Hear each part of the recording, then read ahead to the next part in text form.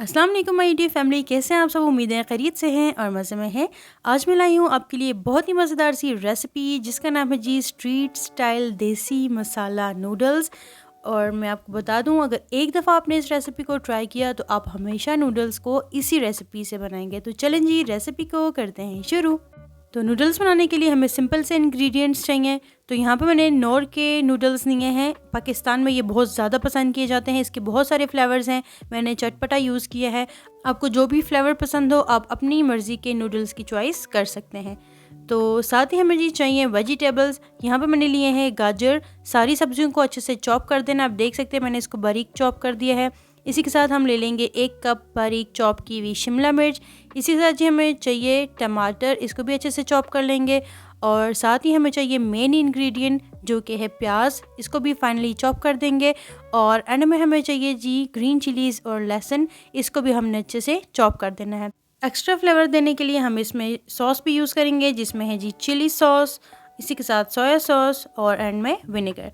तो चलें जी, सबसे पहले नूडल्स को अनरैप कर देते हैं। ये भी सिंपल जो हमारे नूडल्स होते हैं सारे, जिसके अंदर टेस्ट मेकर होता है और नूडल्स होते हैं। तो चलें जी, फटाफट से इनको अनरैप कर देते हैं। यहाँ पे जी नूडल्स को हमने अनरैप कर दिया है, इसका टेस्ट मेकर भी रखते हैं और कुकिंग की प्रोसेस को करते हैं स्टार्ट। सबसे पहले जी बर्नर को ऑन कर लेंगे। मैं हमेशा इसका क्लिप डालती हूँ क्योंकि मुझे ये बहुत सेटिस्फाइंग लगती है इसकी साउंड। इसी के साथ हम रख देंगे जी पैन। इसके अंदर डाल देंगे 1 to 2 टेबल स्पून ऑयल और इसके अंदर हम शामिल कर देंगे चॉप की हुई लहसुन। अच्छा, यहाँ पे मैंने 2 से 3 जवे लिए हैं लहसुन के, इसको मैंने इस तरह से चॉप कर लिया है। आप चाहें तो इसका पेस्ट भी यूज़ कर सकते हैं। यहाँ पे आंच को आपने बिल्कुल लो रखना है और इसको हमने अच्छा से सौटे कर लेंगे। इसी पॉइंट पे हम डाल देंगे अपनी चॉप की हुई हरी मिर्चें और मैं इन दोनों का हमेशा स्टार्ट में ही सौटे कर लेती हूँ, इससे फ्लेवर बहुत ही ज़्यादा इन्हेंस हो जाता है। आंच को आपने बिल्कुल लो रखना है क्योंकि यहाँ पे हमने मिर्चें डाली हैं तो उसके जो सीड्स हैं वो आपकी आंखों में जा सकते हैं, आपके मुंह पे लग सकते हैं।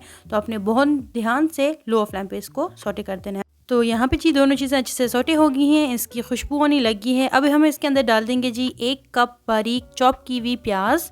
यहाँ पे मुझे ऑयल थोड़ा सा कम लग रहा है तो यहाँ पे मैं 1 टेबल स्पून ऑयल और शामिल कर दूंगी क्योंकि हमने इन सारी चीज़ों को सौटे करना है। तो ऑयल कम होगा तो ये चिपक जाएंगे और जल जाएंगे। तो बिल्कुल लो फ्लेम पे हम इसको अच्छे से सौटे करेंगे। इससे पहले कभी भी मैंने कोई भी मैक्रोनीज़ बनाई है या कुछ भी चाइनीज़ बनाया तो मैंने उसमें कभी भी प्याज शामिल नहीं किया। लेकिन अगर आपने इस तरह से नूडल्स बनाने हैं तो आपने प्याज को लाजमी शामिल करना है। इससे बहुत ही एक अच्छा सा क्रिस्पी टेक्सचर आता है और बहुत अच्छा फ्लेवर आता है। इसको हम इतना कुक कर लेंगे ताकि इसका कलर हल्का सा लाइट येलोविश हो जाए। बहुत ज़्यादा ओवर कुक भी नहीं करना और बहुत इस तरह कच्चा कच्चा भी नहीं होना चाहिए। तो इस तरह का फाइनल कलर जब आ जाएगा तो इसके अंदर हम शामिल कर देंगे अपनी गाजर। इसको भी हम 1 से 2 मिनट के लिए लो टू मीडियम फ्लेम पे सौटे कर लेंगे। आपने साथ चीज़ों को मिक्स करते रहना है ताकि जले नहीं, क्योंकि हमने ऑलरेडी ऑयल की क्वांटिटी बहुत कम रखी हुई है और इसको हमने बहुत ज़्यादा ओवर कुक भी नहीं करना। तो आपने इसके पास ही खड़ा रहना है और लो फ्लेम पे इसको सौटे कर लेंगे।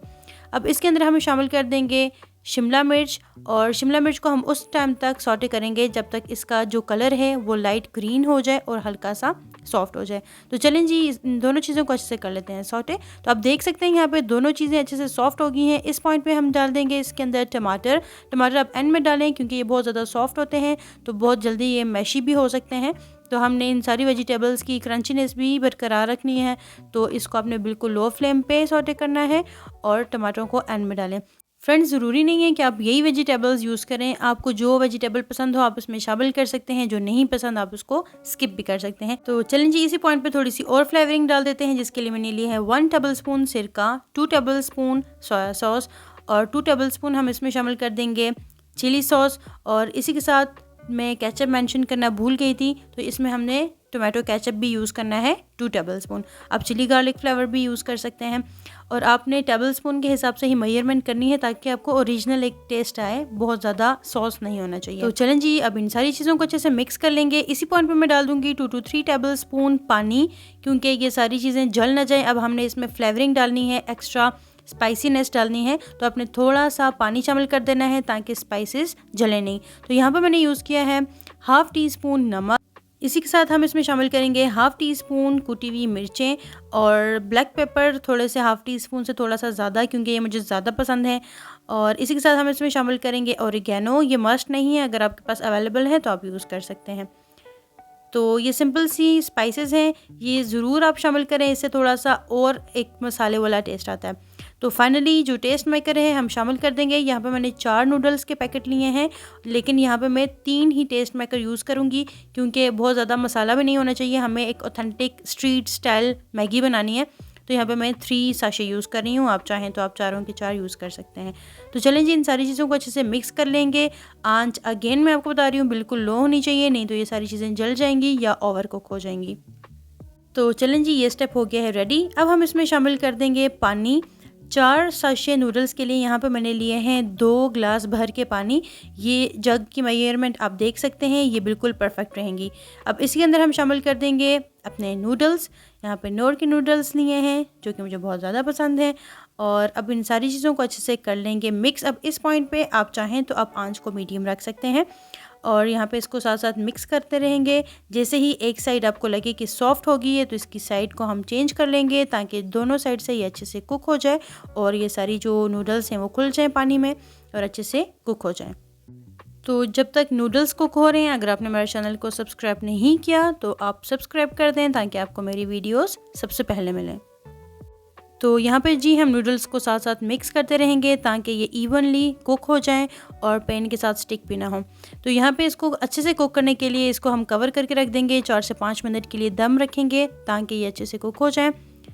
तो यहाँ पे जी 4 से 5 मिनट हो गए हैं और आप देख सकते हैं जितना भी इसका पानी है वो इसके अंदर ही कुक हो गया है और हमारी पानी की मेजरमेंट भी बिल्कुल परफेक्ट थी। तो आप देख सकते हैं कितने अच्छे से नूडल्स भी कुक हो गए हैं और वेजिटेबल्स भी कुक हो गई हैं और ये बिल्कुल भी स्टिकी नहीं है। तो चलें जी, अब हमने इसकी कुकिंग को स्टॉप कर देना है, फ्लेम को कर देंगे बंद और मैं इसको गार्निश करके इसकी फ़ाइनल लुक दिखाती हूँ। तो यहाँ पे जी आप देख सकते हैं इसकी फ़ाइनल लुक, ये कितने प्यारे लग रहे हैं और मुझे इस पैन के अंदर ही ये इतने ज़्यादा अच्छे लग रहे थे कि मेरा बिल्कुल दिल नहीं किया कि मैं इसको अलग से बाउल में या प्लेट में सर्व करूँ। इसी के ऊपर हल्की से मैंने गार्निशिंग कर दी है और आप देख सकते हैं इसकी फ़ाइनल लुक।